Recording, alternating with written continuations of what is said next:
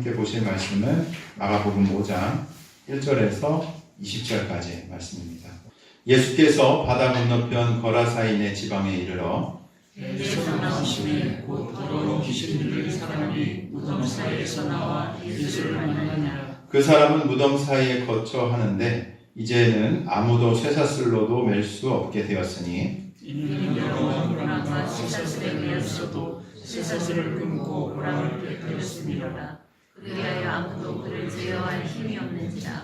밤낮 무덤 사이에서나 산에서나 늘 소리 지르며 돌로 자기의 몸을 해치고 있었더라. 그가 멀리서 예수를 보고 달려와 절하며 큰 소리로 부르짖어 이르되 지극히 높으신 하나님의 아들 예수여, 나와 당신이 무슨 상관이 있나이까? 원하건대 하나님 앞에 맹세하고 나를 괴롭히지 마옵소서 하니 이는 예수께서 이미 그에게 이르시기를 더러운 귀신아 그 사람에게서 나오라 하셨습니다. 이에 물으시되 내 이름이 무엇이냐? 이르되 내 이름은 군대니 우리가 많음이니이다 하고 자기를 그 지방에서 내보내지 마시기를 간구하더니 마침 거기 돼지의 큰 떼가 산 곁에서 먹고 있는지라. 이에 간구하여 이르되 우리를 돼지에게로 보내어 들어가게 하소서 하니 허락하신데 더러운 귀신들이 나와서 돼지에게로 들어가매 거의 2,000마리 되는 떼가 바다를 향하여 비탈로 내리달아 바다에서 몰사하거늘 실험자들이 도망하여 군대와 여러 마을 말하니 사람들이 어떻게 되었는지를 보러 와서 예수께 이르되 그 귀신 들렸던 자 곧 군대 귀신 집혔던 자가 옷을 입고 정신이 온전하여 앉은 것을 보고 두려워하였더라. 이에 귀신 들렸던 자가 당한 것과 돼지의 일을 본 자들이 그들에게 알려니 그들이 예수께 그 지방에서 떠나시기를 간구하더라. 예수께서 배에 오르실 때에 귀신 들렸던 사람이 함께 있기를 간구하였으나 허락하지 아니하시고 그에게 이르시되 집으로 돌아가 주께서 내게 어떻게 큰 일을 행하사 너를 불쌍히 여기신 것을 내 가족에게 알리라 하시니 그가 가서 예수께서 자기에게 어떻게 큰 일을 행하셨는지를 데가볼리에 전파하니 모든 사람이 놀랍게 여기더라. 아멘. 잠깐 기도하겠습니다. 하나님, 오늘도 주의 전에 모여서 함께 예배할 수 있게 하여 주심에 감사드립니다. 주의 보호와 인도가 없었다면 하나님, 저희가 이 자리에 서서 주님을 기뻐하며 감사함으로 주 앞에 나아가고 예배할 수 없었을 것입니다. 그러나 주께서 저희를 긍휼히 여겨주시고 저희를 돌보아 주셔서 우리가 이 자리에 나와 주님을 뵙고 또한 주의 뜻을 상고하며 하나님 앞에 나아가는 기쁨을 누릴 수 있게 하여 주심에 감사하고 또 감사드립니다. 하나님, 이 자리 가운데 주님 함께 하고 계신 줄 아는데 이 시간을 통하여서 주의 살아있는 뜻 우리가 듣는 시간 되게 하여 주시고 성령께서 운행하시는 것을 저희가 경험하며 저희 영혼이 새로운 갱신을 얻는 시간 될 수 있도록 주님 주장하여 주옵소서. 성도들 마음 가운데 영혼 가운데 하나님을 향한 갈망들이 새롭게 부어지게 하여 주시며 이 말씀 안에서 주의 뜻이 계시되어지는 구체적인 역사 경험할 수 있도록 주님 일하여 주옵소서. 우리 가운데 말씀하시고 역사하시며 일하실 주님을 기대합니다. 부족한 종의 모습 갖추시고 온전히 주의 뜻 이 시간을 통하여서 성취하여 주옵소서. 감사드리며 사랑하신 예수님의 이름으로 기도 올려 드립니다. 아멘. 할렐루야. 우리 좌우에 있는 분들과 좀 인사해 봅시다. 반갑습니다. 잘 오셨습니다. 하나님이 당신과 함께 하십니다. 예수 닮은 성도 되십시다. 복 많이 받아 나눠주는 삶 사십시다. 네, 할렐루야. 여러분이 이렇게 선포해 주신 대로 그 일들이 우리 가운데 일어나기를 소망합니다. 그리고 교회에서 우리가 모여서 드리는 예배가 저는 좀 이랬으면 좋겠다 싶은 마음이 있습니다. 제가 싫어하는 것이기도 한 것 같아요. 나가도 그만, 안 나가도 그만인 예배. 그냥 집에서 쉬면 차라리 낫잖아요. 근데 저는 저희가 드리는 예배가 그런 예배가 되지 않았으면 좋겠어요. 하나님 그런 거 받으실 만한 분이 아니시거든요. 정말로 하나님이 받으실 만한 예배. 하나님이 임재하셔서 함께 하신다는 것을 구체적으로 경험하고 느끼는 예배. 우리 영혼이 다시 막 일어나는 것을 생동감 있게 경험하고 주님으로 가득 채워지는 예배가 우리가 본디 경험해야 하는 예배인 줄로 믿습니다. 그래서 제가 싫어하는 게 있어요. 방금 말씀드렸죠. 드려도 그만, 안 드려도 그만인 예배. 근데 되게 아이러니한 건 어떤 사람들은 정말로 예배 안에서 하나님을 만나고 기쁨을 경험하고 막 영혼이 살아나는 것을 느끼는 사람이 있는 반면에 아이, 괜히 나왔다. 집에서 차라리 잠이나 잘 거. 이런 생각을 하는 사람들도 같은 장소에 있을 수 있다는 거예요. 저는 여러분들이 이 전자의 은혜를 경험하시길 축복합니다.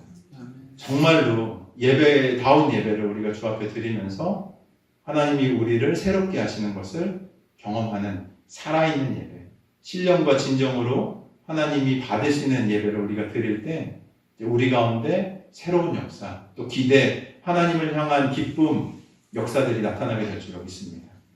그래서 기도해요, 항상.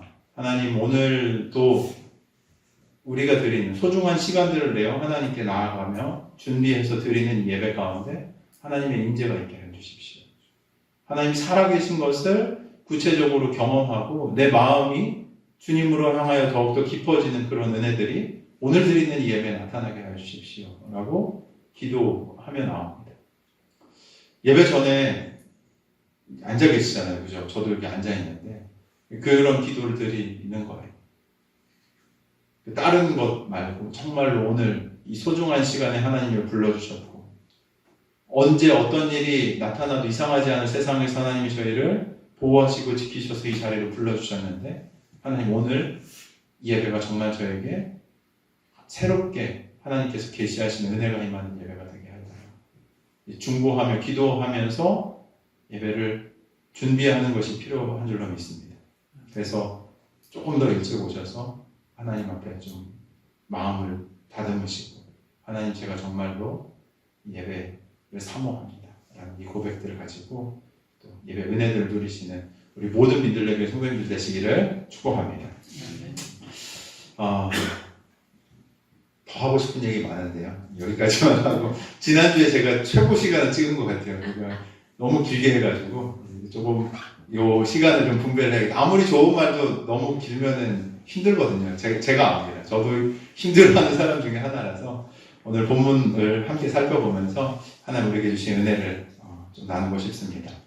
우리 지금 살펴보고 있는 이렇게 말씀 어디 말씀이죠? 네, 마가복음 말씀 올해 들어서 계속해서 살펴보고 있습니다. 이 마가복음이라는 서신은 조금 더 넓게 보면은 어디에 속한다고 말씀드렸죠? 네 권이 있는 무슨 책? 네, 복음서에 속한다고 말씀드렸습니다. 이 복음서는 누구에 대한 얘기죠? 예수님에 대한 얘기. 예수님이 어떤 분이신지를 알려주는 목적으로 기록된 책이 바로 이 복음서라는 서신입니다. 이 같은 목적을 가지고 있는 복음서 네 권이지만 이 각기 그 복음서에서 강조하고 있는 부분이 조금씩 다른 것들을 우리가 보게 되죠. 가장 먼저 이 성경책 신약 순서에 있는 복음서가 어디 복음입니까? 마태복음입니다. 이 마태복음은 누구에게 쓰여졌는가 하면 유대인들에게 쓰여졌어요. 그래서 제일 처음 시작하면서 뭐가 등장하죠? 족보가 등장합니다. 처음에 막 신약 읽으면서 벽을 느끼시는 데가 거기잖아요. 막 누가 뭐 낳고 이름도 잘 모르는데 이건 누구야 하면서 이제 족보를 맨 처음에 보시게 되는데 유대인들에게는 그 족보가 중요한 거예요. 그러니까 메시아의 후손으로서 오시는 예수, 다윗의 후손으로 오시는 예수가 중요했던 겁니다. 유대인들에게 쓰여졌기 때문에. 그래서 족보가 등장하죠. 율법의 온전한 성취자로 오신 메시아 예수님을 전하는 책이 바로 이 마태복음입니다. 누가복음은 어떨까요? 당시 이방인이라고 하면 그 세계에서는 헬라어를 쓰는 사람들을 그냥 다 이방인, 그 외 사람들도 그냥 다 이방인이에요. 네. 이방인을 대상으로 쓰여진 책이 바로 누가복음입니다. 그래서 헬라인의 사고방식, 이해 방식에 따라서 역사적인 헬라인들은 이 사고하는 것, 사변하는 것, 말하는 것 이런 것을 굉장히 중요하게 여겼고 논쟁하고 논증하는 것들을 중요하게 여겼기 때문에 그런 역사적인 조사와 정리를 바탕으로 완전한 사람으로 오신 예수님에 대해서 기록하고 있는 책이 바로 누가복음입니다. 우리가 살펴보는 마가복음, 누구에게 쓰여졌을까요? 까먹으시진 않으셨죠? 누구에게 쓰여졌을까요? 네, 이방인들 맞아요. 이방인들에게 쓰여졌습니다. 근데 특별히 박해 상황에 있는 로마에 있는 성도들에게 쓰여진 책이 바로 우리가 살펴보고 있는 마가복음이라는 복음서죠. 이 누가복음은 이런 필요에 따라서 4개의 복음서, 박해 상황이 있기 때문에 급하게 이 책에 예수님이 어떤 분이신지를 어려운 상황가에 있는 성도들의 믿음을 지킬 수 있도록 하기 위해서 급한 상황에 있는 성도들에게 쓰여졌기 때문에 가장 먼저 쓰여진 복음서이기도 해요. 가장 먼저 쓰여진 책. 그리고 급한 상황에 이 복음을 들어야 했기 때문에 즉각적이고 빠르고 또 간결하게 사건들이 전개되는 모습들을 우리가 이 복음서를 통해서 지금 확인하고 있습니다. 예수님께서 어떤 능력을 가지고 계시는지, 그리고 그 능력으로 어떤 일들을 하고 계시는지를 기록하고, 또 그 사역을 통해서 나타나는 즉각적인 변화. 이 마가복음에서 어떤 단어로 굉장히 많이 등장한다고 그랬죠? 즉시, 곧. 이 즉각적인 반응을 나타내는 이 단어들이 굉장히 많이 등장합니다. 그래서 이 변화를 이 마가복음에서는 이 헬라인들을 대상으로 쓰여졌기 때문에 논리적으로 또 담백하게 군더더기 없이 기록하고 있는 것들을 보게 되죠. 오늘 우리가 읽었던 이 본문에서도 이런 모습이 그대로 드러납니다. 예수님께서 어떤 권위를 가지신 분이신지를 분명하게 드러내는 내용이 기록되고 있죠. 지난주 우리가 함께 살펴봤던 4장 마지막 어떤 내용이었습니까? 기억하시나요? 한 주가 지나서 다 잊어버리실 수도 있는데 살짝 넘겨보시면 4장 마지막에 뭐가 등장하죠? 예수님께서 어떤 일을 하십니까? 네, 좀 더 크게 얘기해 주셔도 좋아요. 어디를 건너시죠? 바다예요. 이게 유대 개념에는 바다인데 이제 정확하게 요즘 말로 하면 갈릴리 호수를 지나십니다. 근데 지나다가 뭘 만나죠? 네, 굉장한 폭풍을 만난 것 같아요. 그래서 지난번에 말씀드렸지만 예수님의 제자들이 무슨 직업을 갖고 있다고 그랬죠? 어부. 최소 4명이 어부였어요. 베테랑 어부였는데 그 어부들도 감당할 수 없는 험난한 폭풍을 만나서 이제 죽었구나 하는 상황에 마주했던 것을 봤죠. 그리고 그 상황에서 예수님께서는 어떻게 하시냐면 말씀 한마디로 어떻게 하십니까? 파도와 폭풍을 잠잠하게 하십니다. 그러니까 그거를 제자들이 그 상황에서 직접 바로 앞에서 목격을 한 거예요. 그랬더니 제자들의 반응이 어떻게 나왔냐 하면 4장 41절 뭐라고 기록되죠? 그들이 어떻게 했대요? 심히 두려워하고 우리 앞에 계신 이분이 과연 누구이신가 하는 질문을 하면서 놀라는 모습이 기록되어져 있는 것을 지난 시간 마지막에 우리가 함께 살펴봤죠. 놀라지 않았을까요?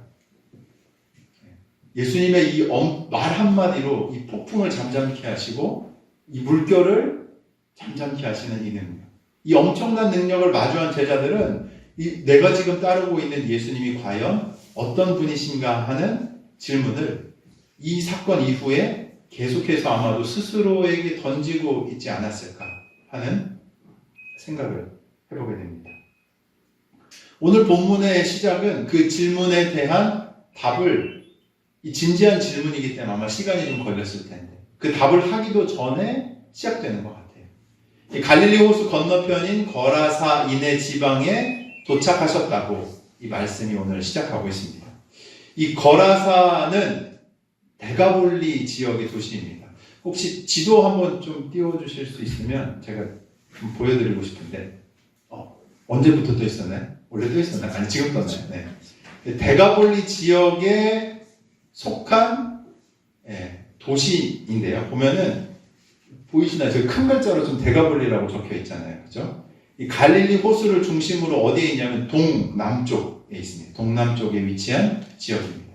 이 데가볼리라는 지역에 이 거라사, 이것에 대한 조금 분쟁들이 있어요. 거라사인지 아니면은 저 가다레아인지 막 아니 호수에 빠졌다는데 이게 너무 거리가 먼 게 아니야 하면서 막 이런 얘기들이 좀 있기 때문에 정확한 위치에 대해서는 조금의 논쟁들이 있기도 합니다. 근데 뭐 어쨌든 간에 뭐 그게 중요한 것이 아니라 하여튼 이 대가볼리 지역에 속한 거라사라는 도시에 있는 거죠. 그러니까 좀 요즘 개념으로 하면은 여기 충주가 어디에 속해 있죠? 충청북도, 그죠? 충청북도 충주잖아요. 그런 것처럼 데카폴리에 속한 거라사 이렇게 보시면은 크게 틀리지 않을 것 같습니다. 이 데가볼리라는 단어를 좀 살펴보면 재미있는 게 있는데 이 두 단어가 헬라어 두 개의 단어가 합쳐진 합성어예요. 데가폴리. 그러니까 데카라는 헬라어를 찾아보시면 뭐가 무슨 뜻이라고 나오냐면은 숫자 10을 뜻할 때 데카라고 합니다. 데카. 그래서 데카고 뒤에 뭐가 합쳐진 거죠? 볼리. 볼리는 이제 폴리스예요. 폴리스는 뭐냐면 그 당시에 도시를 뜻하는 단어가 이 폴리스였습니다. 그러니까 데가볼리 이렇게 딱 붙여놓으면 뭐가 되는 거예요? 10개의 도시. 그러니까 이 데가볼리 지역은 당시에 이제 조금 규모가 있는 10개의 도시의 지역들을 통칭하는 명칭으로서 이 데가볼리라는 단어를 썼던 것이죠. 이 지역에 도착하자마자 예수님과 제자들은 이제 한 사람을 만나게 됩니다. 5장 2절 같이 한번 좀 읽어볼까요? 시작. 배에서 나오심에 곧 더러운 귀신 들린 사람이 무덤 사이에서 나와 예수를 만나니라. 네. 보면 도착하자마자 귀신 들린 사람이 무덤 사이에서 나왔다라고 말씀을 기록합니다. 무덤은 어떤 곳인가요? 사람이 거주할 만한 곳인가요? 당연히 아니죠. 네. 유대인들의 개념에서는 그 예수님 그 막 말씀하시는 것 들으셨죠? 뭐 너희 회칠한 뭐 같다고요? 무덤 같다. 그렇잖아요. 무덤이 부정한 것이기 때문에 건들게 되면 어떻게 되냐면 부정하게 되는 거예요. 건든 사람. 그래서 유대인의 개념에는 당연히 부정한 것, 좋지 않은 것, 희망이 없는 것, 이제 것으로 여겨졌습니다. 이제 비단 유대인들뿐만 아니더라도 일반적으로 무덤가가 그렇게 좋은 곳으로 취급받지 못하는 것은 어떻게 보면 당연한 이제 것일 것 같아요. 근데 요곳에서 한 사람이 나온 거죠. 근데 이 나온 사람의 상태와 상황이 3절부터 5절까지 쭉 기록됩니다. 한번 요것도 같이 한 목소리로 좀 크게 읽어볼까요? 시작. 그 사람은 무덤 사이에 거처하는데 이제는 아무도 쇠사슬로도 맬 수 없게 되었으니 이는 여러 번 고랑과 쇠사슬에 매였어도 쇠사슬을 끊고 고랑을 깨뜨렸음이러라. 그리하여 아무도 그를 제어할 힘이 없는지라. 밤낮 무덤 사이에서나 산에서나 늘 소리 지르며 돌로 자기의 몸을 해치고 있었더라. 이 귀신 들린 사람이 어디에 살고 있었다고요? 이제 무덤 사이에서 살고 있었습니다. 사람들이 가까이 하지 않는 이 부정한 장소에서 고립된 채 살고 있었는데 그럴 만한 이유가 있었던 거예요. 그 귀신 들린 사람의 손과 발에는 뭐가 있었냐면 쇠사슬이 있었습니다. 이 쇠사슬은 그 귀신 들린 사람을 통제하려고 했던 시도였을 거예요. 사람들. 왜냐하면 귀신 들린 사람이 막 이렇게 난폭한 행동을 하면서 막 사람들을 해칠 수도 있고 했기 때문에 사람들이 그를 통제하기 위해서 쇠사슬을 매려고 했었던 것 같습니다. 근데 그 쇠사슬이 이 본문을 보면 모두 어떻게 되어 있었다고요? 끊어져 있었어요. 3절을 보면 아무도 그를 쇠사슬로 맬 수 없었다고 기록합니다. 그리고 그것이 한 번만 시도된 게 아니었던 것 같아요. 여러 번 시도되어졌으나 그 사슬과 고랑이 그 사람을 통제할 수 없었고 그 사람은 그 사슬과 고랑을 어떻게 해요? 깨뜨렸던 것이죠. 이번에 뭐 제가 시국과 연결해서 얘기하는 건 아니지만 케이블 타이 막 얘기도 나오고 그랬잖아요. 그죠? 케이블 타이로 막 묶으려고 했다 뭐 이런 얘기들도 있고 그랬는데 그거 하나 우리 쟤들 풀 수 있나요? 묶이면은? 못 풀걸요? 어지간하시면 못 푸실 겁니다. 네. 그거 케이블 타이로 묶여도 우리가 못 푸는데 이 사람은 쇠사슬 고랑을 어떻게 해요? 끊어낸 거예요. 그러니까 이 사람이 얼마나 큰 괴력을 가지고 있었는지를 알려주고 있는 거죠. 마을에 있었던 그 어떠한 사람들도 그를 제어할 수 없었고 이 위협이 된 그는 이 무덤가로 나와서 살 수밖에 없었던 것이죠. 슬프게도 그는 자기 스스로도 통제가 되지 않았던 것 같아요. 5절을 보면 뭐 하고 있어요, 그 사람이? 밤낮 무덤 사이에서 산에서 소리 지르며 뭐 해요? 막 돌로 자신의 몸을 치면서 해하고 있었다라고 기록합니다. 얼마나 힘든 상황이었겠어요. 사람들로부터 외면당합니다. 근데 그런 그 스스로 자신도 자신을 컨트롤할 수 없이 스스로 해하고 괴로워서 소리치면서 돌아다니고 있는 이 외로운 사람, 귀신 들린 사람, 홀로 무덤가에서 지내고 있는 사람. 그런데 그런 그가 갑자기 도착하신 예수님을 보고 막 달려오는 거예요. 아마도 그 옆에 있는 제자들이 같이 있었을 거 아니에요. 좀 어떠셨을 것 같아요, 제자들이. 막 쇠사슬을 끄는 사람이, 막 제정신이 아닌 것 같은 외모를 가진 사람이 쇠사슬과 함께 막 이렇게 뛰어오고 있다 생각을 한번 해보세요. 어땠을 것 같습니까? 아마 무섭지 않았을까요? 굉장히 무서웠을 것 같아요, 제자들도. 예수님은 아마 앞서서 가셨을 거고 제자들 뒤에서 보면서 이거 어떻게 해야 되나 하면 두려움 가운데서 뭐 예수님 뒤로 숨었든 아니면 막 뒤로 움찔하면서 물러났든 두려운 마음들이 그들에게 있지 않았을까. 두려워할 만한 모습을 가지고 있었기 때문이죠, 그 사람 자체가. 근데 이 광인의 모습으로 자신들을 향해서 달려오는 그 사람이 그 자신들 앞에서 와서 무엇을 하는가 하면 뭐해요? 절을 하는 거예요. 신기한 광경이죠. 정확하게 얘기하면 자신의 스승인 예수님 앞에 엎드려서 뭐 하는 거예요? 절을 합니다. 그리고 놀라운 말을 꺼내는데 7절 말씀 함께 읽어보겠습니다. 시작. 큰 소리로 부르짖어 이르되 지극히 높으신 하나님의 아들 예수여 나와 당신이 무슨 상관이 있나이까? 원하건대 하나님 앞에 맹세하고 나를 괴롭히지 마옵소서 하니. 여기 말씀을 보면 어떤 소리로 부르짖었다고 얘기합니까? 큰 소리로 부르짖었다고 얘기해요. 소근거리는 소리, 일반적인 말하는 소리가 아니라 주변이 쩌렁쩌렁 울릴 정도로 큰 소리로 부르짖는데 지극히 높으신 하나님의 아들 예수여 라고 말하면서 그 말을 이어나가기 시작하는 거죠. 제자들에게 이 소리가 좀 어떻게 들렸을까 저는 좀 한번 생각해 보게 되었거든요. 지극히 높으신 하나님의 아들 예수여 라고 고백하는 그 외형은 미친 자 같은 사람의 이 엎드려서 말하고 있는 그 사람의 소리가 예사롭게 들리지 않았을까? 예사롭지 않게 들리지 않았을까? 라는 생각을 좀 해보게 됩니다.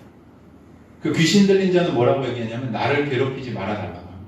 근데 이 내용을 잘 들어보면 그건 귀신 들린 사람, 그 인격적인 존재가 하는 얘기가 아니라 그 사람 안에서 역사하고 있었던 누구의 이야기인가요? 악한 영의 이야기.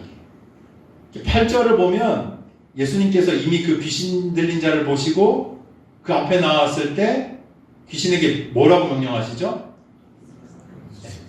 더러운 귀신아 그 사람에게서 나와라 라고 명령을 이미 예수님께서는 그 사람이 나오는 걸 보시자마자 그 앞에 엎드리는 순간이었는지 어땠는지 모르겠지만 가장 먼저 뭘 얘기하시냐면 더러운 귀신아 그 사람에게서 나와라 라고 명령을 하신 것이죠. 그거에 대한 말의 대답이 지금 요 내용이었던 거예요. 그러니 그 말씀에 대해서 지극히 높으신 하나님의 아들 예수님 나를 괴롭게 하지 말아주십시오 라고 말하는 것이죠. 예수님께서 그 존재에게 말씀하십니다. 뭐라고 물어보시냐면 내 이름이 무엇이냐. 그러니 귀신은 뭐라고 얘기하냐면 우리가 군대입니다 라고 말합니다. 군대. 근데 여기 원어를 찾아보면 헬라어 원어를 찾아보면 무슨 단어가 쓰여지냐면 레기온이라는 단어가 쓰여져요. 레기온. 이 레기온은 원래 어떤 때 쓰여지는 단어냐면 로마의 군대를 지칭할 때 쓰여지는 단어예요. 군단이라는 단어를 우리나라 어떤 한자어로 이렇게 번역될 수도 있는 것 같은데 이 레기온이란 단어는 당시 로마에서 이 군단을 지칭할 때 사용하던 단어였습니다. 그래서 로마의 한 레기온은 보통 몇 명 정도가 되냐면 그 옛날 기록들 찾아보면 한 4,000명에서 6,000명 정도 되는 군단을 지칭할 때 뭐라고 불렀냐면 바로 이 레기온이라는 단어를 사용해서 이 군단이라는 단어를 사용해서 불렀던 것이죠. 그러니까 이 한 사람 속에 뭐가 들어가 있는 거예요? 레기온. 군단의 귀신이 들어가서 역사하고 있었던 겁니다. 뭐 많다, 그쵸? 레기온이니까 굉장히 많은 숫자, 몇 천의 숫자니까. 근데 이건 단순하게 숫자가 많다는 것으로만 볼 것이 아니라 이 귀신의 존재가 군대처럼 조직이 되어 어떤 사람들도 통제할 수 없는 강력한 힘을 가지고 이 사람을 장악하고 영적으로 억압하고 있었다는 것을 또한 봐야 될 필요가 있는 것이죠. 어떻게 할 수 없는 거예요. 그 어떤 사람도 어떻게 할 수 없는 거예요. 마을에서 능력 있는 사람도 어떻게 할 수 없었어요. 마을에서 여러 사람이 모여서 단체의 힘을 만들어가지고 제압하려고 해도 할 수 없었어요. 압도적인 힘을 가지고 한 영혼을 억압하고 있었던 그 악한 영이 지금 어떻게 되는 거냐면 누구 앞에 엎드러집니까? 누구 앞에 엎드러집니까? 예수님 앞에 엎드려지는 거죠. 그리고 지극한 경의의 표현을 하면서 이 헬라어 문장들을 좀 살펴보면 그냥 하는 얘기가 아니에요. 지극한 경의를 가지고 하는, 그러니까 높은 사람을 대하는 표현을 가지고 하는 언어와 단어들로 말하고 있는 거예요. 지극한 경의를 표하면서 간청을 하는 거예요. 간절하게 요청하고 있는 거죠. 한번 생각해 볼까요?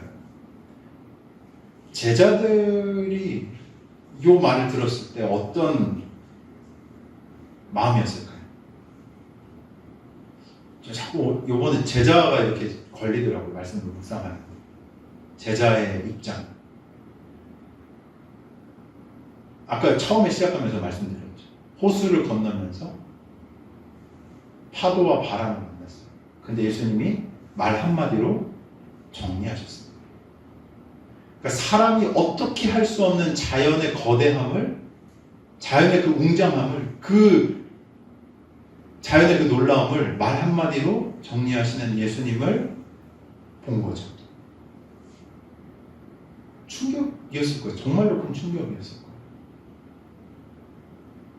바람과 파도가 예수님의 말씀 한마디에 장장하시는 것을 보면서 아마도 그것에 대한 질문과 생각들이 머릿속에 뱅글뱅글 돌고 있었는데 오늘 이 사건이 지금 그것이 해결되지 않은 상황에서 다시 일어나는 거죠.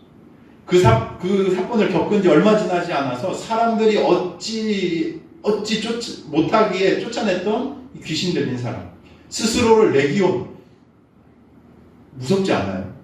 그 귀신이 막 몇천 마리 들어있대요. 스스로를 레기온이라 부르면서, 군대라 부르면서 한 영혼을 지배하고 있는 그 마을이나 집단, 사람의 어떤 모임들이, 공동체가 어떻게 할 수 없었던 이 영적인 존재가 자신들 앞에 계신 예수님 앞에 어떻게 해요? 엎드러지는 거예요. 이 모습을 보면서 제자들은 무슨 생각을 또 하게 되었을까? 한 번 더 또 질문하지 않았을까요? 41절에 그가 누구이기에 바람과 파도가 순종하는가? 라는 질문이 또 한 번 제자들 머릿속에 좀 떠오르지 않았겠어요? 이분 누구지?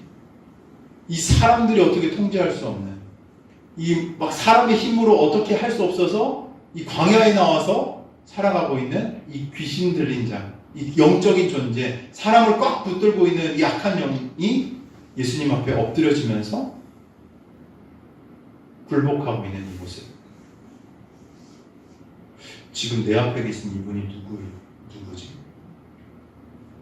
내가 스승으로 모신다고 하고 따르는 이분은 진짜 누구지? 하는 질문이 또 들지 않았겠습니까?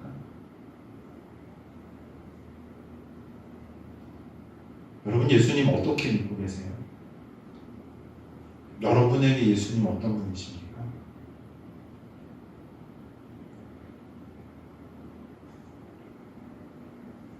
오늘 말씀의 제목이 뭐죠? 하늘나라의 권위. 제가 누누이 말씀드렸지만 예수님 무엇을 전하기에 우리 가운데 오셨다고요? 하나님 나라. 하나님 나라. 그 나라의 권위를 가지신 분이 바로 예수 그리스도이십니다. 여러분 예수님 믿으십니까? 예수님 믿으십니까? 하늘의 권위를 가지신 예수님 믿으십니까? 이 세상의 모든 것을 주관하실 수 있는 예수님 믿으십니까? 영적인 세계를 다스리시고 통치하시는 그 예수님을 여러분 믿으십니까? 우리가 믿는 예수님이 그러한 분이신 거예요. 예수님은 유대인이셨어요. 원래 그냥 유대인이라고 두고 보면은 이런 상황을 피하는 게 맞습니다. 왜냐하면 아까도 말씀드렸지만 부정한 지역이에요. 무덤가 옆이잖아요. 그 부정한 지역에 들어가지도 않을 뿐더러 유대인들은 귀신 들린 사람과 접촉하는 것은 말도 안 되는 일이에요. 나도 부정해지니까 그냥 피하는 게 상책입니다. 그래서 사람들을 격리해서 두었어요. 그 존재가 보이면 피하는 게 마찬가지인 거죠. 당연한 거죠. 아니 유대인이라면 지금 아까 지도에서 보여드렸던 데가볼리 지역에 가지 않아요. 왜요? 이방인의 땅이니까. 그렇게 지나가지 않았습니다. 이방인의 땅에 들어가는 것 자체가 부정한 것이라 생각했던 유대인들을 보면 지금 예수님의 행보는 어떻습니까? 용납될 수 없는 거예요. 왜 거기 들어가지? 들어가면 안 되는 땅인데 왜 거기 간 거야? 라는 생각을 하게 되는 거죠. 이 10절을 보면 귀신들이 뭐라고 얘기하죠? 뭐라고 얘기합니까? 자기를 그 지방에서 쫓아내지 말라고 요청을 해요. 이 무엇인가 하면은 여기에 그 귀신들이 뭘 원하는지가 좀 보이잖아요. 그죠? 뭘 원하는가 하면 이 활동하고 있는 이 지역에 우리는 좀 있고 싶어요. 라는 이렇게 소망이 담겨 있는 얘기잖아요. 그죠? 이게 왜 그랬을까를 저도 생각해 봤는데 아마도 이 11절의 내용과 관련 있는 것으로 보여져요. 11절 뭐죠? 거기에 뭐가 있습니까? 돼지의 큰 떼가 산 곁에 있었다고 기록합니다. 이 돼지의 큰 떼는 대략 이제 뒤에 나오는 내용 숫자로 가늠해 보면 13절을 봤을 때 한 2,000마리 정도 되는 것 같습니다. 2,000마리. 요즘에야 생각해 보면 2,000마리 그 양돈 이제 농장 한다고 하면은 막 그렇게 엄청 대단하다 막 이렇게까지는 얘기할 건 아닌 것 같아요. 굉장히 크게 많이 더 크게 많이 또 하고 이러기 때문에 2,000이면 그냥 이제 하시나 보다 이렇게 생각할 수 있는 것 같은데 조금 규모 있는 농장에서 사육하는 정도구나라고 우리가 이해할 수 있지만 예수님 시대에 2,000마리 엄청난 숫자, 상당한 숫자거든요. 이 돼지가 이렇게 많다는 것은 몇 가지 추정해 볼 수 있는 게 있어요. 이 사람들이 주식으로 삼겹살을 좋아해서 돼지를 잡아먹었거나 아니면 어떤 다른 용도로 이 수많은 돼지를 기른 거죠. 무슨 목적이 있기 때문에. 그냥 기르지 않았을 거예요. 2,000마리 정도면 사육하는 거고 뒤에 보면 이 돼지들을 기르는 사람들의 모임 돌보는 사람들이 있었거든요. 마을에서 보낸 사람들이. 그래서 뭔가 용도를 가지고 이걸 길렀다고 봐야 되는 거죠. 유대인들에게 돼지는 부정하고 더러운 것입니다. 먹을 것이 아니에요. 그래서 이 지역이 이방인의 지역이라는 것은 너무나도 분명하고 이 이방인의 지역에서 대량의 돼지가 필요했기에 이 수천의 돼지가 있었던 거죠. 당시 이방인의 지역은 여러 가지 우상들을 숭배했습니다. 우상들을 숭배했어요. 이방인들은 유대인들을 보고 뭐라고 얘기했냐면 어리석다고 얘기했어요. 왜 그랬을까요? 유일신을 섬기는 유대인들을 보고 이방인들은 어리석다고 얘기했어요. 왜 그랬을까요? 이런 상황 저런 상황이 있는데 그때 이런 신 저런 신한테 부탁을 해야 그때그때에 맞게 신이 도와주고 또 이 상황을 피해 나갈 수 있지. 저 한 명만 섬기면 멍청한 거지. 이 신 저 신 있는데 그 신들 다 섬기는 게 더 지혜로운 일이라고 하면서 오히려 유대인들을 이방인들은 비웃었습니다. 여러 가지 신을 섬기는 것이 똑똑한 것이라고 믿었던 거죠. 그래서 황제도 숭배하고 뭐 염소신도 있고 헬라의 신들이 되게 많거든요. 뭐 디오니소스, 바쿠스 막 이런 등등의 신들을 숭배하면서 그 신전들을 세우고 그들을 예배했었습니다. 아마도 추정해 보면 이 돼지들 물론 먹기도 했겠지만 그 헬라인들을 먹기도 했었겠지만 아마도 이런 신전의 제사에 필요한 제물들로 이 돼지들을 길렀던 것이 아닌가. 대가볼리 얘기했잖아요. 10개의 이 도시들이 모여있는 연합체니까 그 도시마다 필요한 신전들에 필요한 것들을 이제 충당하기 위한 이런 농장 같은 것이 이곳에 있었던 것이 아닌가라고 우리가 추정해 볼 수 있는 것이죠. 이 11절에 방금 얘기한 것처럼 악한 군대 귀신은 이 지역에서 우리를 쫓아내지 말아달라고 요청합니다. 이제 이 배경들을 들으시고 왜 그랬을 것 같은지 한번 생각해 보시겠어요? 왜 그랬을 것 같아요? 활동하기 좋은 거예요, 여기가. 이 지역에는 우상도 많이 숭배하고 뭐 이런 이제 영적인 귀신들에게 숭배하는 일들이 많기 때문에 그곳이 자신들이 활동하기 너무나도 좋은 지역이었다는 것을 반증하는 부분들이기도 한 거죠. 우상 숭배하면 영혼이 망가집니다. 제가 저는 몰랐어요. 어렸을 때부터 목사님 자녀로 자라와가지고 내가 가진 세계관 또 내가 가진 어떤 영적인 컨디션 상황, 물론 저도 되게 어려운 일들도 많이 있었지만 이게 그냥 당연한 것으로 받아들이고 살아왔는데 점점 이렇게 만나는 사람들을 다양하게 좀 만나다 보니까 정말로 악한 영이 붙들린 사람들이 있어요. 영적인 세계의 혼탁감 가운데 살아가는 사람들이 있습니다. 그래서 진짜 귀신 들린 사람들이 있어요. 하나님을 섬기지 않으면 누구를 섬기는 거냐면 악한 영을 섬기는 거예요.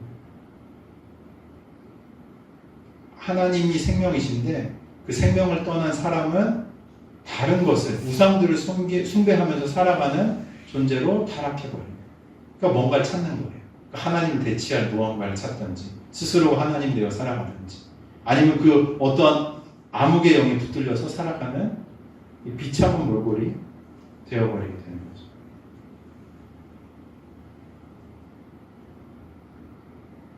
우상 숭배가 만연한 지역. 저희 나라도 그랬던 거 아세요? 아직도 기억나가지고 옛날에 이제 할아버지 댁 마을 앞에 나가면 성황당 이런 게 있었어요. 커다란 나무 뭐 있었는지 아십니까? 빨간색, 노란색, 하얀색, 뭐 무지갯빛 그 천들이 막 그 나무마다 이렇게 있었어요. 그래서 새벽에 하얀 옷을 입은 할머니들이 나가서 거기에서 뭐 비시기도 하고 뭐 도시기도 하고 하는 것들을 목격하게 됐습니다. 우상을 숭배했던 민족이 또 우리 민족이기도 했던 거죠. 근데 진리가 복음이 들어옴으로 우리가 자유한 것이 무엇인지를 깨닫고 알아가게 됐던 거예요. 저는 참 감사하기도 하지만 아직도 이 전쟁이 저는 끝나지 않았다고 생각합니다. 영적인 어둠들을 몰아내야 하는 전투 가운데 지금도 우리는 살아가고 있어요. 근데 특별히 요즘에는 무신론과 싸워야 되는 시대인 것 같아요. 그리고 물질 만능주의. 그래서 우리가 가진 진리의 빛이 무엇인지를 바르게 알고 따라가는 자들이 어둠을 몰아낼 수 있는 줄로 믿습니다. 바르게 살아야 돼요. 그리고 영적인 것에 대한 지각이 있어야 합니다. 저는 막 보거든요. 가난과 그 어려움과 상처와 이것들이 이렇게 영혼에 똘똘 뭉쳐있는 분들을 가면 봬요. 특별히 제가 북한 분들을 좀 뵀다 보니까 엄청 상처들이 많거든요. 근데 거기에 그 돈이 모든 것을 해결해 줄 수 있다라는 그 믿음과 이제 이런 그 영적인 상태들을 가지고 계신 분들을 많이 뵙게 되는 거죠. 진짜 무섭게 살아가십니다. 무엇이 인생인지를 깨닫지 못하고 살아가시는 분들을 너무 뵙게 되는 것 같아요. 근데 예수님께서는 그런 악한 영을 어떻게 하시냐면 쫓으시는 분이신 줄로 믿으시길 바랍니다. 진리의 빛 앞에 머무를 때 그 어둠은 떠나갈 수밖에 없는 거예요. 어둠은 끽 소리도 할 수 없는 거예요. 귀신들은 예수님의 명령에 따를 수밖에 없었던 것 같아요. 예수님이 뭐라 말씀하셨죠? 8절에 보면 그 사람에게서 나와라라고 얘기했어요. 그러니까 이방인의 지역에 오셔서 그에게 나오는 이방인을 예수님께서는 자유하게 지금 해주십니다. 유대인들이 접근하지도 않았던 그곳으로 예수님께서는 나가셔서 자유하게 하셨다는 거예요.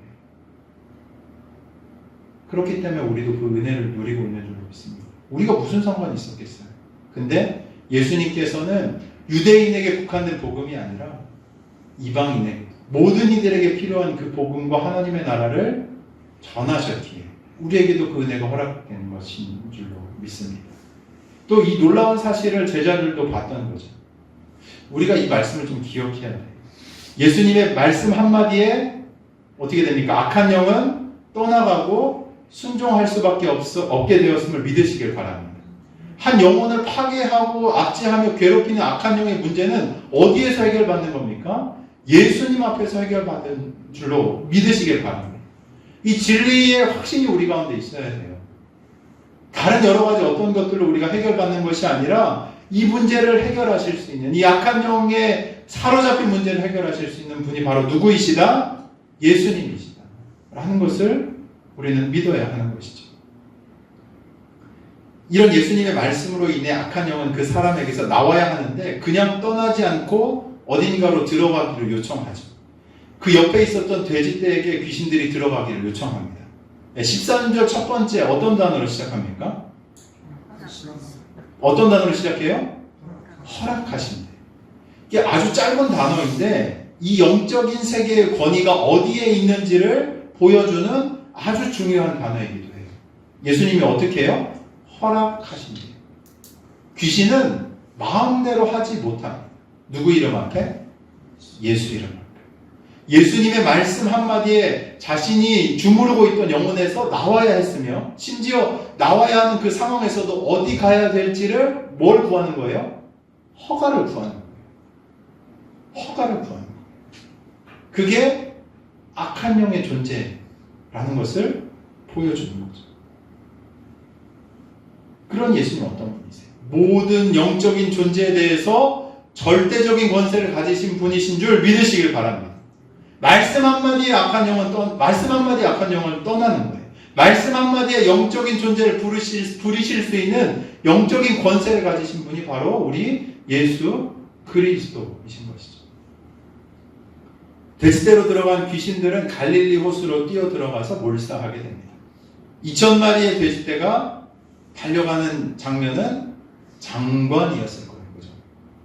돼지떼가 2000마리가 막 뛰어가는 장면 얼마나 장관이었겠습니까? 귀신들이 들어간 이 돼지떼는 자기 통제를 잃고 광기 어린 질주를 하면서 들어가서 다 죽게 됩니다. 저는 이것이 상징이라고 보여져요. 이 종국에 일어난 일을 보여주는 장면이기도 한 거죠. 유대인들에게 이 물, 바다, 호수 이런 물은 혼돈, 사막, 악한 것의 상징입니다. 그래서 귀신들이 결국 물속으로 들어가 모두 죽게 되는 것은 이 최종적인 심판이 어떻게 일어나게 될지를 보여주고 있는 것이죠. 예수님께서는 지금 이방 지역의 한 사람을 구원하십니다. 이 귀신 들려서 괴롭힘을 당하던 이 불쌍한 영혼을 만나주시고 그를 해방해 주시죠. 또한 유대인이 가지고 있었던 경계를 넘어서 예수님께서는 그 이방 지역에서 이방인인 그에게 다가가셔서 하나님의 나라가 무엇인지를 알게 하십니다. 그리고 또한 예수님께서는 지금 이런 장면들을 누구에게 보여주고 계신 거냐면 누구에게 보여주시는 거예요? 함께 그 자리에 함께하고 있었던 제자들에게 보여주시는 거예요. 폭풍을 잠잠하게 하시고 사람들이 어떻게 할 수 없었던 영적인 존재 그 귀신을 제압하시고 그들을 심판하시는 모습을 보여주시는 것이죠. 이건 명백하게 하늘나라의 권위가 아니고서는 행할 수 없는 일이었어요.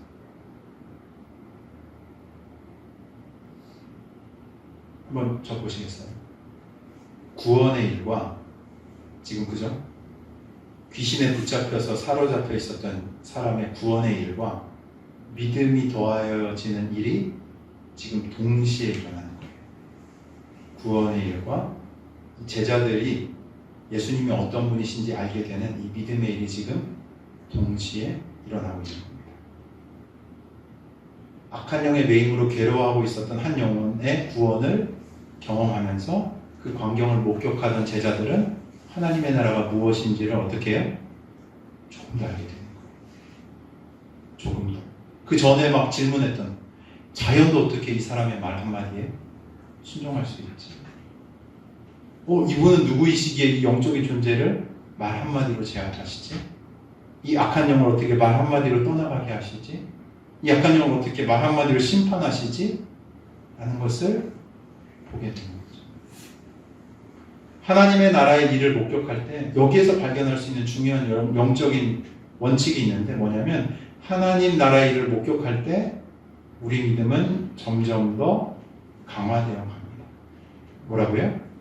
하나님 나라의 일을 목격할 때 우리의 믿음은 점점 더 강화되어 갑니다.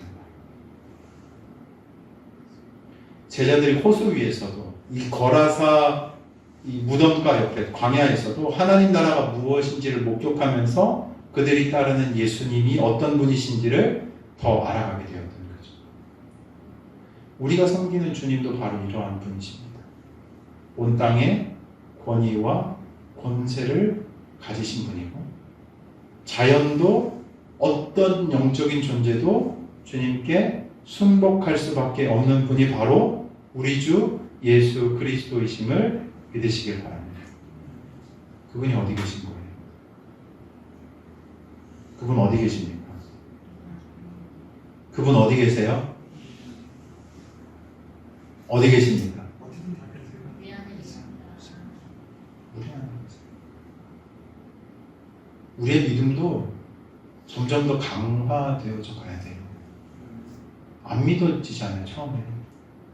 예수님 이런 분이라고, 저 사람이 그냥 뭐 어떤 그 종교적인 분위기에 취해가지고 막 이렇게 얘기하는 거 아니야? 처음 신앙을 가지신 분들 그러실 수도 있을 것 같아요. 그냥 교회에서 하는 그냥 뭐 좀 듣기 좋은 말, 입에 발린 말 아니야? 제자들도 그랬어요. 이 사람 하는 말이 너무 멋있고, 뭐 가르치는 게 뭔가 특별한 것 같으니까 따라가다가 놀란 거죠.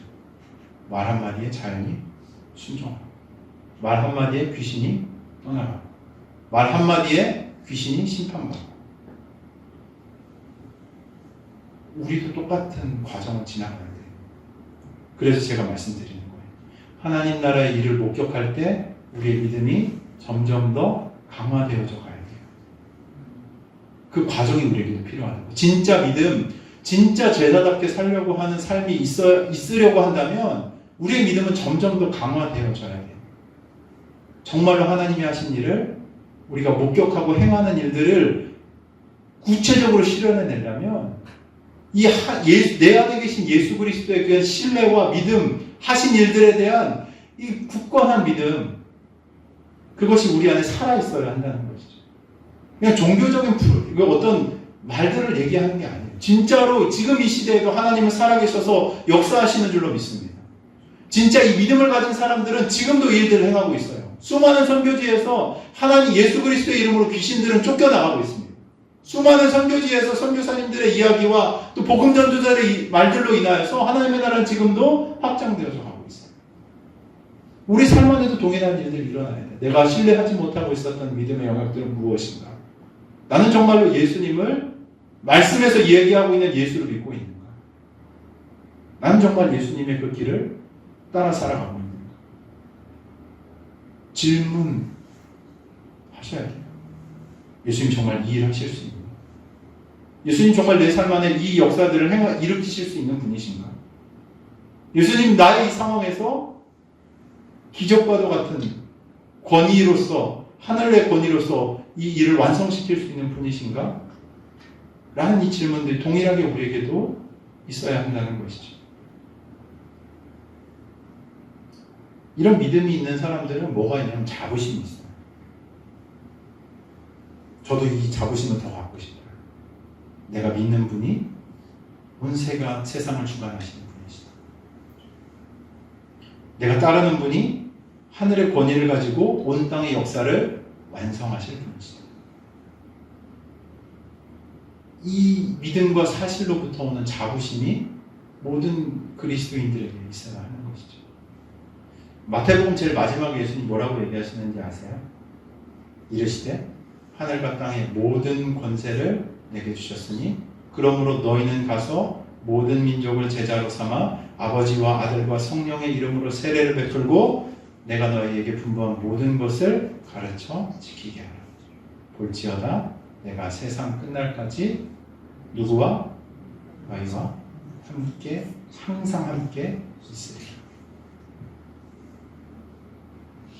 믿는 자들이 누릴 수 있는 특권이기도 하면서 우리에게 부여된 소명인 것입니다.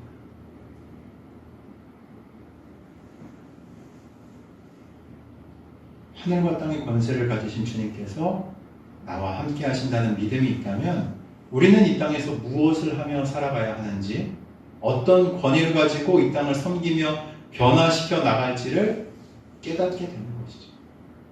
많은 사람들이 인생에 뭐 해야 될지 몰라요. 그냥 내 몸 하나 건사하고 나 하나 잘 먹고 잘 사는 것으로 그치는 수많은 인생들이 있습니다. 심지어 믿는 그리스도인들 안에도 있어서 그래요. 그냥 나 하나 잘 먹고 잘 살고 조금 있는 거 가지고 뭐 도우면서 살면 되지. 아니에요. 아니라고요. 절대 아닙니다. 하늘과 땅의 권세를 가지고 그 일하라고 주님 우리를 부르셨겠습니까? 아니라고요. 이 나라를, 하나님의 나라를 전하고 섬기고 변화시키는 일 가운데 하나님이 우리를 부르신 것입니다. 믿으십니까? 이 일들, 이 소명이 우리 가운데 부여된 거예요. 주님을 알고 따르는 분명한 믿음의 순종이 저와 여러분들에게 충만하시기를 축원합니다. 우리가 온전하게 지금은 알지 못하더라도 제자들처럼 누구이시지? 과연 이분이 누구야? 이게 뭐야? 갑자기 일어난 기적이야 뭐야? 하는 질문들이 있었음에도 불구하고 그 믿음의 길을 하나씩 제자들이 예수님을 따라 순종해 가면서 주님이 어떤 분이신지 점점 더 알게 되었던 것이죠. 비록 온전하게 알지 못했지만 예수님이 하시는 일들을 보면서 자기가 어디로 나아가야 하는지를 보게 되었던 겁니다. 저는 우리 역시 이런 경계를 허무는 자들이 되어야 한다고 믿습니다. 그리고 지금 우리나라는 기도가 필요합니다.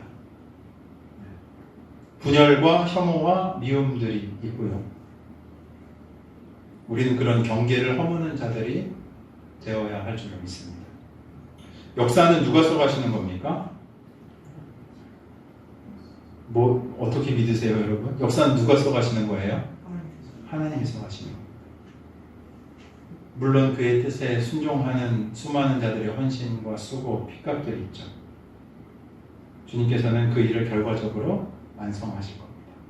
우리는 이 시기에 주님의 뜻을 구하고 묻고 하나님의 뜻에 따라 이 나라가 인도되어지기를 기도해야 합니다. 그냥 어디에 편승해서 어디에 내 생각이 맞으니까 라기보다 하나님의 뜻이 이 땅 가운데 이루어지길 바랍니다. 라는 기도가 진정한 신앙인의 기도인 줄로 믿습니다. 그리고 분열과 혐오를 조장하는 건 그리스도인의 삶이 아니에요. 조롱과 비웃음도 그리스도인의 삶에 마땅한 것이 아닙니다. 분명히 말씀드려요. 아니에요. 기도해야 돼요. 영혼들을 위해서. 주의 나라의 뜻이 이 땅 가운데 이루어지길 위해서 기도하는 것이 이 시기를 보내는 그리스도인들의 다른 모습이기를 믿습니다. 기도하며 주님께 구하면서 사람들을 섬기는 저와 여러분들이 되시길 바랍니다. 증오와 조롱과 분열이 아니라 사랑과 기도와 섬김으로 세상을 세워 나가야 되는 시기에 우리가 그 역할들을 잘 감당해 나갔으면 좋겠습니다. 이 귀신이 쫓기고 한 사람이 회복되는 일에 대한 반응이 14절부터 이어집니다. 돼지를 치던 자들이 있었습니다. 이 사람들은 아까 잠깐 말씀드렸지만 마을에서 선발된 사람들이에요. 자신들이 키우던 돼지들이 죽었다는 소리를 듣고 나니 각 지역에 아마 마을에 모여 있던 사람들이 몰려왔습니다. 이 군대 귀신 들렸던 사람은 아마 그들에게도 유명한 사람이었던 것 같아요. 몰려온 사람들은 그 귀신 들렸던 사람을 알아보고 온전한 정신으로 그가 앉아있는 것을 보고 나서 뭐예요? 두려워했다고 기록하죠. 그의 기쁜 마음으로 고침받은, 이 귀신 들림에서 고침받은 자가 몰려온 사람들에게 자신이 경험한 일을 전합니다. 그랬더니 반응이 이상하죠. 17절 말씀 한번 읽어볼까요? 시작. 그들이 예수께 그 지방에서 떠나시기를 간구하여. 네. 그 마을에서 몰려왔던 사람들이 뭐라고 얘기하냐면 예수님께 떠나달라고 사람들이 얘기합니다. 왜 그랬을까? 아니 놀라운 그 유명했던 그 귀신 들린 사람을 예수님께서 회복시켜 주셨는데 이 기적과도 같은 일을 봤는데 오히려 예수님을 향해서 떠나가 달라고 요청하다. 아마 생각해보면 먼저로 이 누가 죽었죠? 돼지떼가 한두 마리도 아니고 한 2,000마리가 죽었어요. 그러니까 이 돼지떼의 손실 때문일 수도 있겠다 싶습니다. 예수님의 명령으로 이 귀신들이 돼지떼에 들어갔고 이 돼지떼가 호수에 빠져 죽었으니까 큰 경제적인 손실을 사실 입게 된 거죠. 그러니 예수님이 불편했던 것 같습니다. 이 상황상 물어내라고 할 수도 없을 것 같고, 그러니까 자신들이 어떻게 해보려 했었지만 할 수 없었던 그 귀신 들린 자가 예수님 곁에 또 앉아있고 하니까 무섭기도 하고, 그래서 그냥 떠나달라라고 요청한 것이지 않았겠나 싶기도 해요. 그리고 또 한 가지는 이런 측면도 있었을 것 같아요. 예수님이 가지신 이 하늘의 권위에 대한 두려움이 있지 않았을까. 하늘나라의 권위, 이걸 전에 들은 거예요. 실제로 귀신 들렸던 사람이 그 자기 안에 있었던 귀신 들린 것이 이제 쫓아내지면서 그 얘기를 사람들에게 전했다고 했잖아요. 그 얘기를 들은 거죠. 하늘나라의 권위의 이야기를 직접 경험한 사람을 통해서 어떻게 해요? 듣게 된 겁니다. 그런 것은 그 모였던 사람들은 듣도 보도 못한 것이었을 거예요. 그리고 그 놀라운 또 거룩한 임재를 감당할 수 없었던 것이죠. 빛이신 예수님 앞에 서면 자신의 어둠이 드러나게 되는데 그 두려움이 아마도 그들을 사로잡았던 것이 아닐까 생각하게 됩니다. 예수님께서는 어떤 분이신가 하면 구원과 은혜를 베푸시는 분이십니다. 믿으십니까? 구원과 은혜를 베푸시는 분이에요. 그러나 그것을 받아들일 준비가 되어 있지 않은 사람들은 어떻게 하냐면 오늘 여기에 나오는 사람들처럼 두려워하고 회피합니다. 어떻게 보면 그건 당연한 반응이기도 하죠. 하지만 주님께서는 그 두렵고 회피하는 자들에게도 길을 열어주십니다. 18절에서 20절을 보면 예수님께서 그 자신과 함께 하고 싶어 하는 그 귀신 들렸던 사람을 어디로 보내시냐면 대가볼리 지역으로 보내시는 거예요. 자기 가정을 포함한 이 대가볼리 지역 전역을. 그리고 그 사람을 통해서 많은 이들에게 하나님의 나라가 어떤 곳인지, 하늘의 권위를 가지신 예수님이 누구이신지를 소개하게 하시는 거죠. 지난번에 우리 3장 보면서 그것 좀 보지 않았어요? 그 예수님이 누구한테는 너 나에 대해서 얘기하지 마 라고 했던 것 좀 기억나세요? 누구한테 그랬죠? 누구한테 그랬습니까? 까먹으셨어요? 귀신들한테는 그 얘기 하지 말라고 하셨어요. 근데 지금 그 귀신에게 노임받은 이 사람에게는 뭐예요? 나가서 전하라고 하시는 거예요. 뭔가 이게 좀 대조가 되지 않으십니까? 주님이 이 사람의 입을 통해서 나오는 것을 기뻐하시는 거예요. 그리고 이 사람의 입을 통해서 전달되는 것을 원하셨던 겁니다.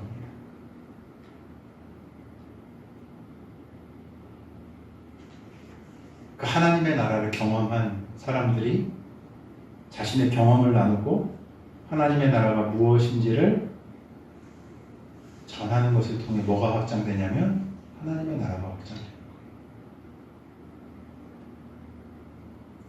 우리는 날마다 그 나라를 살아가는 존재가 돼야 되는 줄로 믿습니다. 날마다 하나님의 나라를 살아가셔야 돼요. 세상에서 살지만 우리는 어디 백성입니까? 하늘나라 백성입니다. 그래서 하늘나라를 살아가는 존재가 돼야 돼요. 그 나라의 백성으로 그 나라를 누리고 그 나라를 경험하며 그 나라의 권위를 또한 가지고 살아가야 하는 거죠. 제자들처럼 완벽하게 우리가 주님의 나라를 다 알지 못한다 할지라도 이 여정은, 이 믿음의 여정은, 하늘 백성으로 살아가기로 결정하는 이 여정은 우리를 점점 더 주의 나라 백성답게 세워가는 믿음의 길이 되는 겁니다. 복음은 어떻게 해요? 그렇게 경험한 자들의 언어로 세상에 전해지는 것이죠. 우리의 입술을 통해서 복음은 계속해서 증언되어지고 나누어져야 합니다. 그래서 예배 저 한번 마지막으로 보십시다. 예배가 그런 거예요. 종교적인 어떤 행사 이런 게 아니라 하나님 나라를 일주일간 살아갔던 사람들이 다시 같은 믿음을 가진 공동체로 모여서 뭐 하는 겁니까? 기뻐하는 거예요. 아니면 어려운 것들을 다시 위로받는 겁니다. 우리가 함께 모여 예배할 때 두세 사람이 내 이름으로 모인 곳에 주님이 뭐라고요? 나도 그들과 함께 하겠다. 더 충만하게 예배를 통해서 임재하시는 주님을 경험하고 영적으로 충전되고 회복되어짐으로 기뻐하는 시간이 바로 예배입니다. 종교적인 행위, 어떤 제사를 드리는 게 아니라 일주일간 하나님 나라의 백성으로 살아와서 그 하나님이 행하신 일들을 기뻐하고 감격하면서 함께 모여서 기뻐하는 축제가 바로 우리가 드리는 예배인 겁니다. 그렇기에 역동적이고 기쁨이 있고 감격이 있고 만남이 있고 회복이 있는 거예요. 이 귀신 들렸던 사람이 유명했잖아요, 그죠? 그 각기 마을에서 나온 사람들도 알아볼 정도로. 이 귀신 들렸던 자를 아는 사람들은 아마 그의 변화를 보면서 궁금해하지 않겠습니까? 예전에 막 쇠사슬로 묶어가지고 어떻게 해서든 좀 이렇게 우리한테 피해를 못 주게 가둬놓거나 격리시키려고 했던 그 사람인데 어떻게 이렇게 멀쩡해진 거지? 라고 궁금해하지 않겠어요? 그의 변화가 강력한 증거가 되는 거죠. 그리고 그의 변화가 하나님 나라가 확장되어지는 수단이 되는 겁니다. 예수님을 따라가며 제자로 살아가는 것은 지금 우리 제자들, 성경에 등장하는 제자들처럼 물리적으로 예수님을 쫓는 것도 있지만 자신이 처한 환경 속에서 내가 본 것을 전하고 예수님을 말하는 것, 이건 역시 뭐예요? 제자의 삶이라는 걸 우리가 볼 수 있는 거죠. 우리는 우리의 삶에서 이루어진 예수님의 역사의 증인이 되어서 이 주변 사람들에게 우리의 믿음을 나누도록 부름받았습니다. 그래서 먼저 우리는 그 은혜를 경험해야 하는 자들이 되는 거죠. 이 시대를 향한 주님의 뜻을 분별하고 주의 마음을 가지고 그 뜻에 순종하는 삶을 살아가는 것이 바로 진정한 그리스도인의 삶, 제자의 삶입니다. 저는 이 시기에 우리가 기도하며 사람들을 섬겨야 된다고 믿습니다. 큰 변화의 시기를 저희가 역사적으로도 마주하고 있죠. 이때에도 하나님은 일하고 계십니다. 그리고 그 은혜를 경험한 자들이 경계를 넘어서 사람들, 영혼들에게 다가가 주의 마음과 복음을 나누며 그의 나라를 확장시켜 가야 할 줄로 믿습니다. 우리의 삶이 주님 앞에서 아름답게 쓰임받고 잘했다 칭찬받는 백성의 삶 온전히 살아내시는 저와 여러분들이 되시길 주의 이름으로 축원합니다.